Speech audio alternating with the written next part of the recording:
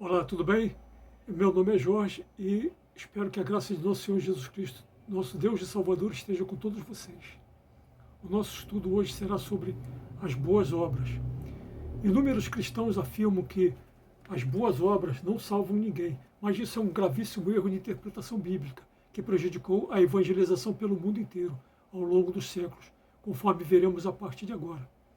Desde Lutero e da Reforma no século XVI, muitos afirmam que ninguém se salva pelas obras, usando o texto de Gálatas 2,16, onde o apóstolo Paulo diz: Sabemos, contudo, que ninguém se salva pelas obras, mas somente pela fé em Jesus Cristo. Entretanto, o apóstolo Tiago parece contradizer o apóstolo Paulo ao nos revelar: Mas alguém dirá: Tu tens fé e eu tenho obras. Mostra-me a tua fé sem obras e eu te mostrarei a minha fé pelas minhas obras. Crês tu que Deus é um só? Faze bem, até os demônios creem, mas estremecem. Tiago 2, de 18 a 19. O apóstolo Paulo e o apóstolo Tiago jamais poderiam se contradizer, pois ambos estão repletos do Espírito Santo de Deus. Então vamos estudar melhor isso. O apóstolo Paulo revela que ninguém se salva pelas obras, mas somente pela fé em Jesus Cristo. Enquanto que o apóstolo Tiago revela que até os demônios creem que Deus é um só, mas que possuem uma fé sem obras. Por favor, confira na sua Bíblia Sagrada. Os apóstolos estão revelando duas obras muito distintas uma da outra. As obras que o apóstolo Paulo nos revela não têm nada a ver com as obras que o apóstolo Tiago nos revela. Não fiquem tristes por não compreenderem o que o apóstolo Tiago quis dizer, pois até mesmo Lutero foi incapaz de compreendê-lo. Por isso que ele arrancava de todas as Bíblias Sagradas a epístola de Tiago, de todas as Bíblias Sagradas que ele botava as mãos. Sendo assim, vamos entender melhor o contexto do que o apóstolo Paulo nos revelou no início da sua carta aos Gálatas. Nesse texto, Paulo estava repreendendo severamente o apóstolo Pedro sobre o preceito da circuncisão, que pertence justamente às obras da lei, conforme está no contexto bíblico de Gálatas 2, de 11 a 21. É disso que Paulo está se referindo, às obras da lei, nesse texto, assim como em mais 11 outros textos bíblicos. Ele está se referindo às obras litúrgicas farisaicas, que eram cerimônias repletas de beleza e significados para os homens, mas totalmente vazias para Deus. No original grego, o apóstolo Paulo diz que as obras da lei são ergon nomou, ou seja, a palavra ergon significa obras e nomou significa lei, a lei mosaica. Mas o que muitos desconhecem nos dias de hoje é que assim como Tiago, o apóstolo Paulo também fala das obras de ajuda aos mais pobres, em Efésios 2,10, onde diz: Pois somos a feitura dele, criados em Cristo Jesus para boas obras, as quais Deus de antemão preparou para que andássemos nelas. E em 2 Tessalonicenses 2,17, que diz: Consolem o vosso coração e vos confirme em toda boa obra e boa palavra. Ou seja, que todo cristão deve dar testemunho através de palavras e ações concretas.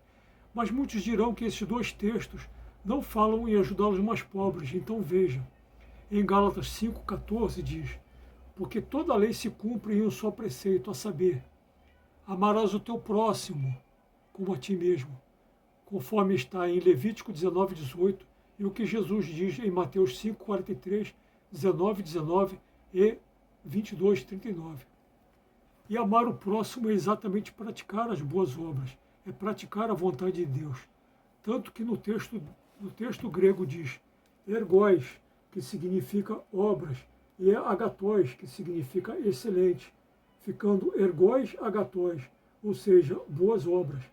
A palavra agatóis deriva do vocábulo agatós, que significa bom, excelente, útil, salutar, feliz, agradável, reto, generoso, como está no dicionário do Novo Testamento grego, de William Karen Taylor, editora Juerp. São as mesmas obras que Paulo nos revela em 1 Coríntios 13, que são as obras de amor, do grego ágape, que Paulo nos revela 8 vezes nesse texto, onde finaliza dizendo: agora, pois, permanecem a fé, a esperança e o ágape. Estes 3, porém, o maior destes é o ágape, que é o mesmo ágape das boas obras, que é ergós agatóis, ou agatos. O próprio Jesus Cristo, nosso Senhor, Deus e Salvador, em Mateus 7, 21 a 23, nos diz: nem todo aquele que me diz Senhor, Senhor entrará no reino dos céus, mas sim aquele que pratica a vontade de meu Pai que está nos céus. Mas muitos me dirão naquele dia: Senhor, Senhor, não foi em teu nome que profetizamos, em teu nome que expulsamos demônios, e em teu nome que fizemos milagres? Então, sem rodeios, lhes direi: nunca vos conheci, apartai-vos de mim, vós que praticais a iniquidade. Jesus está se referindo a muitos que fazem milagres, prodígios, expulsam demônios, fazem curas e profecias em nome de Jesus, mas que não praticam a vontade de Deus. Na página 481, do comentário judaico do Novo Testamento, revela que muitos desses milagres não provêm de Deus, pois existem milagres demoníacos, como está em Mateus 24, 24, 2 Tessalonicenses 2, 9 e Apocalipse 13, 3 a 4, e que tão poucos milagres são necessários para a fé, como está em João 20, 28. Na página 608 desse mesmo comentário, diz que o ágape, o amor, o ágape, revelado em Gálatas 5, 6, tanto no Tanakh, que é o Antigo Testamento, como no Novo Testamento, amor se refere a obras e não a meros sentimentos. Ou seja, que amar o próximo não é fingir que não vê as suas necessidades mais urgentes, dando-lhes tapinha nas costas, com um sorriso amarelo, dizendo que irá orar muito por ela e depois ir embora, como se já tivesse cumprido um preceito. Isso não é praticar a vontade de Deus. Sendo assim, o que é praticar as boas obras? O que é praticar a vontade de Deus? O próprio Jesus Cristo nos revela em Mateus 25, 35 a 36, o que é praticar a vontade de Deus.